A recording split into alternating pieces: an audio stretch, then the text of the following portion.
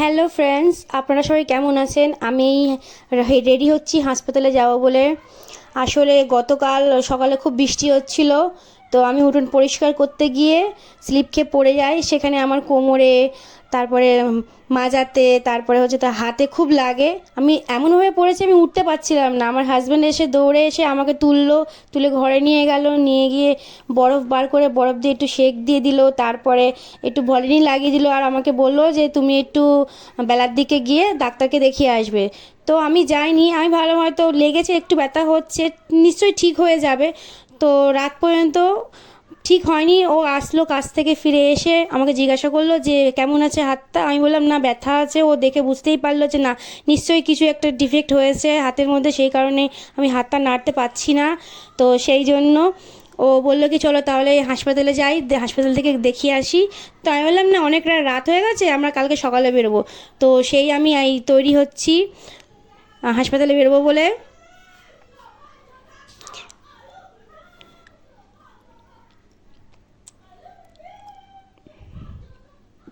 এই খাবো, এত সকাল সকাল তো আর রান্না বান্না করা যায় না, আমরা সকাল সকালই বেরোবো।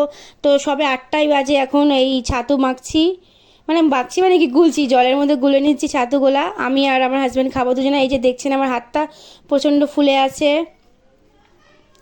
হাতটা মানে ব্যান্ড করতে পারছি না। সিধা রাখলে অসুবিধা হচ্ছে না, কিন্তু না, ব্যান্ড করতে পারছি না।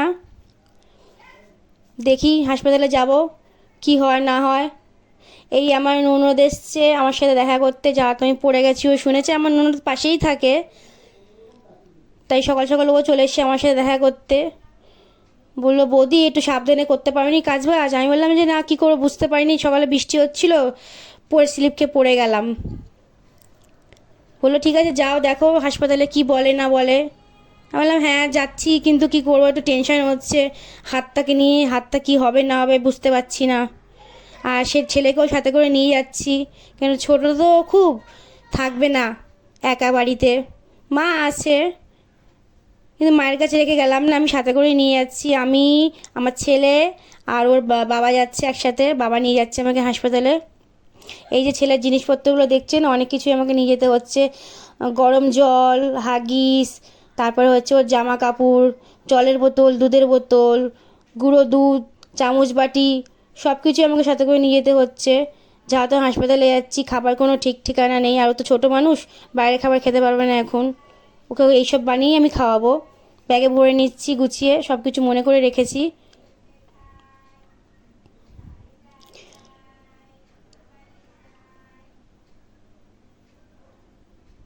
এই জামা কাপড় নিয়ে নিচ্ছি, যদি ঘামেতে ভিজে যায় ওকে চেঞ্জ করে দেব। এই যে দেখছেন, এটা আমাদের বাড়ির বিড়ালের নাম হচ্ছে ব্ল্যাকি। এর কথা আগে আপনাদের বলেছি, কিন্তু একে দেখানো হয়নি। এর বাচ্চাটা আছে না, ওই যে হোয়াইট কালারের, এটা ওর বাচ্চা। আর এই যে আমার হাজব্যান্ড দাঁড়িয়ে আছে, আর দেখছেন ও কত সুন্দর আদর খাচ্ছে আমার হাজব্যান্ডের কাছ থেকে।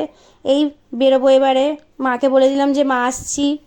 মা ভেতরে কিছু কাজ করছে, ওই যে গেটের কাছে দাঁড়িয়েছিল। এই বেরোচ্ছি টোটোর জন্য।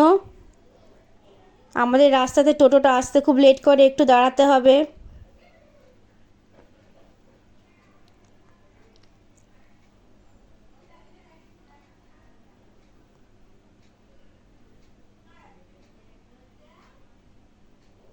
এই যে এই বৌদিটা আমাদের পাশেই থাকে, ওর ছেলের নাম হচ্ছে আদি। দুজনে বন্ধু, খুব খুব একসাথে খেলা করে। এই অটো এসে গেছে, আমরা বসে গেছি অটোতে, বসে গেছি। আমাদের রাস্তাটা না এত ভালো, কি বলবো, এত ভালো যে মানে গাড়ি ঘোড়াতে বসলে না পেটে ব্যথা উঠে যাবে। সেই বিষয় নিয়ে একটা দিদি আছে, দিদির সাথে একটু আলোচনা করছিলাম যে রাস্তাটা এত খারাপ, ঠিক করছে না, কবে ঠিক করবে। মানুষ হাঁটাচলাও করতে পারে না, পড়ে যাবে হাঁটাচলা করতে গিয়ে, এতটাই বাজে। দেখছেন হাতটা, এখনও আমি দেখছি আর ভাবছি কি হবে। টেনশনে আমার খুব টেনশন হচ্ছে। যাই হাসপাতালে, না গেলে তো কিছু বুঝতে পারছি না কি হবে। এই এসে গেছি আমরা, এবারে বাসের জন্য উঠবো। বাস স্টপেজে যাবো, একটু হাঁটতে হবে রাস্তায়, ওই ফুটে যেতে হবে রাস্তার। এখানে অনেক বাজারঘাট আছে, ফলের দোকান সব আছে, সেগুলো দেখাবো আপনাদেরকে। এই যে দেখছেন আমি রাস্তার এপাশ থেকে হাঁটছি, আর ও পাশে সব দোকানগুলো আছে, সব ফলের দোকানগুলো আছে, অনেকগুলি সব ফলের দোকান আছে। ভালো ভালো ফল সব বিক্রি। এই যে ব্যাগ বিক্রি হচ্ছে, সুন্দর সুন্দর ব্যাগ আছে, দেখতে খুবই ভালো লাগছে, ইচ্ছাও করছে কিন্তু নিতে পারলাম না। আর এটা এটা কী ফল বলুন তো, ঠিক আমি জানি না, আমি নামটা জানি না, আপনারা যদি নামটা জানেন তাহলে কমেন্ট করে প্লিজ জানাবেন। আমও দেখছি খুব সুন্দর, এখন কিছুই নিতে পারছি না, আমি যা তো হাসপাতালে যাচ্ছি, শুধু দেখতে দেখতে যাচ্ছি। আর সামনে দেখছি একটা ইডলি ধোসার দোকান আছে, দেখি একটু, বাহ এই তো ধোসা বানাচ্ছে, একটু দেখি দাঁড়িয়ে, আমার দেখতে খুব ভালো লাগে ধোসা বানানোটা, আমি খেতেও খুব পছন্দ করি সাউথ ইন্ডিয়ান খাবারটা। আর এদিকে ধোসা হচ্ছে, আর এদিকে হচ্ছে এই পাশটা উত্তপা বানাচ্ছে, আমি খেয়েছি একবার উত্তপাটা, খেতে খুবই সুন্দর। আর এদিকে মশলা ধোসা হচ্ছে, তবে আমি এখন খেতে পারবো না, কেন আমার টেনশন আছে, কিন্তু আমার দেখতে ভালো লাগে যা হতো সেই জন্য একটু দেখছি।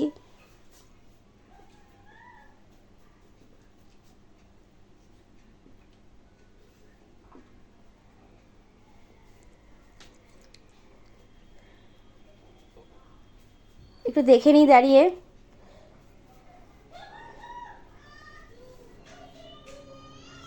এই দেখুন বড়া ভাজা হচ্ছে, এই যে রাখা আছে ভেজে। এই বাস স্টপেজে আমরা চলে এসেছি, বাসের জন্য অপেক্ষা করছি।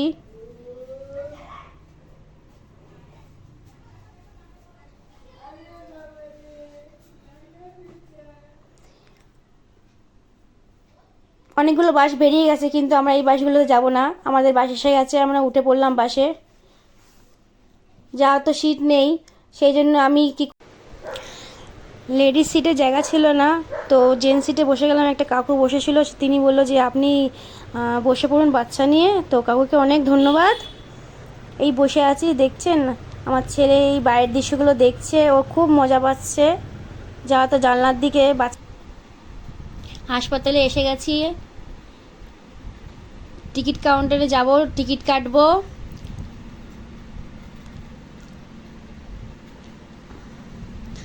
ডাক্তার দেখাবো, টিকিট কেটে ডাক্তার দেখাবো।